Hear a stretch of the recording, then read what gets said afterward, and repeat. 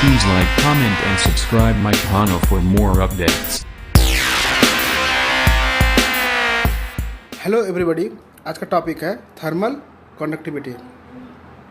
इसका पहले वीडियो में मैंने बताया था from Fourier's law of heat conduction Q equal to K A by D T by D X. Okay, यहाँ पर हम ओनली मैग्नीट्यूड की बात कर रहे हैं, इसलिए हम नेगेटिव साइन को छोड़ दिए। ओके, तो के इज़, यहाँ पर जो के था वो था थर्मल कंडक्टिविटी। तो थर्मल कंडक्टिविटी का क्या डेफिनेशन होता है, देखिए। Thermal conductivity is the ability of a material to conduct heat through it. कोई भी मटेरियल हो, उसका कितना कैपेबिलिटी है कि वो हीट कंडक्ट कर सके। सिमिलरली कोई भी मटेरियल होता है जिससे करंट उसे फ्लो करता है, कॉपर, एल्युमिनियम, डिफरेंट मेटल्स है।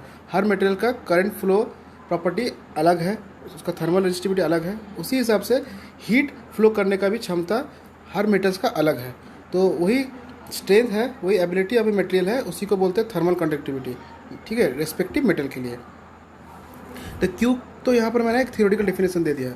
अब इसको हम इक्वल कैसे कर सकते हैं, तो के इक्वल टू क्यू बाई, यहाँ मैंने पहला इक्वेशन मान लेते हैं, इक्वेशन 2 मान लेते हैं। इसमें क्या हो जाएगा, इक्वेशन 1 से हम क्या लिखेंगे के equal to Q by A into d T by D x. ये पूरा टर्म्स को हम यहाँ से नीचे रख दिए, इसके क्यू के नीचे। ठीक है, तो के इक्वल टू क्यू के बराबर कब होगा, जब ए इक्वल टू 1 होगा और d T by D x equal to 1 होगा। ओके, तो थर्मल कंडक्टिविटी है इक्वल टू हीट ट्रांसफ़र होगा, means heat transfer through any body of unit temperature gradient and unit area. ठीक है, जैसे देखिए, मान लेते हैं मेरा ये के क्यूब है। ओके, ये 1 यूनिट, ये 1 यूनिट, ऐसे हीट फ्लो हो रहा है। ठीक है, और यहाँ से मान लेते हैं ये 50 डिग्री सेल्सियस है और ये 51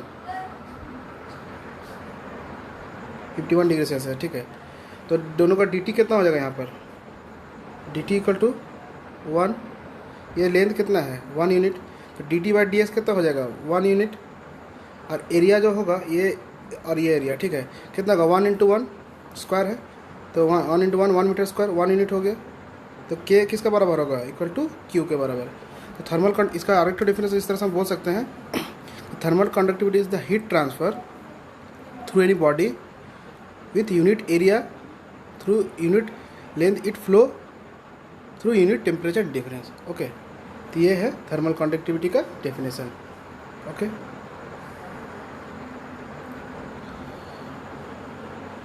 देखिए, तो सिमिलरली Q इक्वल टू के T hot minus T cold by L लिखा हुआ है। एल यहाँ पर हो जाएगा डी एक्स, मतलब एल है जो लेंथ से वो फ्लो कर रहा है, और T hot minus T cold यहाँ पर डी टी है, change in temperature.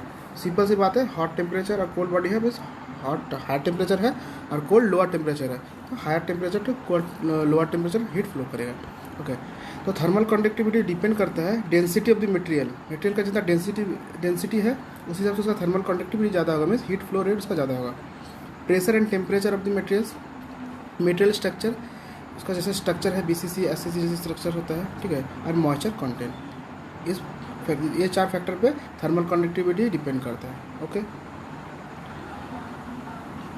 Some key points in case of solid thermal conductivity of a material is due to flow of free electrons. Means किसी भी solid body में जब thermal conductivity की बात आता है, वो रीज़न होता है free flow of free electron. Means का जो फ्री इलेक्ट्रॉन कितना फ्लो कर रहा है उस हिसाब से उसका थर्मल कंडक्टिविटी ज़्यादा है, उस हिसाब से उसका थर्मल कंडक्टिविटी को डिफाइन करते हैं। इन case of liquid and gases medium, thermal conductivity है उसका लैटिस वाइब्रेशन के अनुसार होता है उसका थर्मल कंडक्टिविटी। और for a pure metal will have the highest thermal conductivity. Okay, तो एक सीक्वेंस है, प्योर मेटल का इसमें ज़्यादा होगा, फिर एलॉय का ज़्यादा होगा, फिर लिक्विड का ज़्यादा होगा, फिर गैस का ज़्यादा होगा। Okay, we can see on bike engine, हमारा बाइक इंजन में देखते हैं fins are provided extended surface on the engine. जो फ्रंट इंजन है मेरा, उसमें फिन्स लगा हुआ रहता है, हम लोग बेसिकली देखते हैं जैसे इस तरह से। ये मेरा इंजन है, प्रोजेक्टेड है। ओके, तो फिन्स इस तरह से लगा हुआ रहता है, this are called fins. Okay, to increase the heat transfer, thus to cool the engine surface more quickly. Means यहाँ पर हमारा कॉम्बसन हो रहा है, सी कॉम्बसन, फायर हो रहा है, तो ये सरफेस क्या हो रहा है, गर्म हो रहा है। गर्म हो रहा है तो मीन्स यहाँ से हीट बाहर निकल जाए।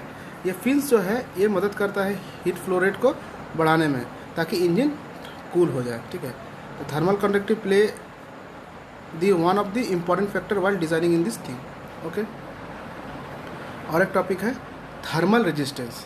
ठीक है, थर्मल रेजिस्टेंस, रेजिस्टेंस मतलब किसी चीज़ को रोकना, अपोज करना। ठीक है, तो thermal resistance means, thermal conductivity means किसी भी मटेरियल्स का हीट जो ट्रांसफ़र है वो कितना एबिलिटी से वो ट्रांसफ़र करेगा, मीन्स उसका क्षमता कितना है उसको इन्हांस करने का। रेजिस्टेंस, रेजिस्टेंस मीन्स उसको कितना रोकने का, अपोज करने का, थर्मल मैंने जो भी हीट फ्लो हो रहा है उसको रोकने का। तो डेफिनेशन ऑफ थर्मल रेजिस्टेंस। ठीक है, तो जैसे हम लोग जानते हैं V equal to I into R. Okay, that means I equal to V by R. I क्या है, करंट जो फ्लो कर रहा है किसी भी कंडक्टर से, तो वो किस कारण से फ्लो हो रहा है, due to the potential difference.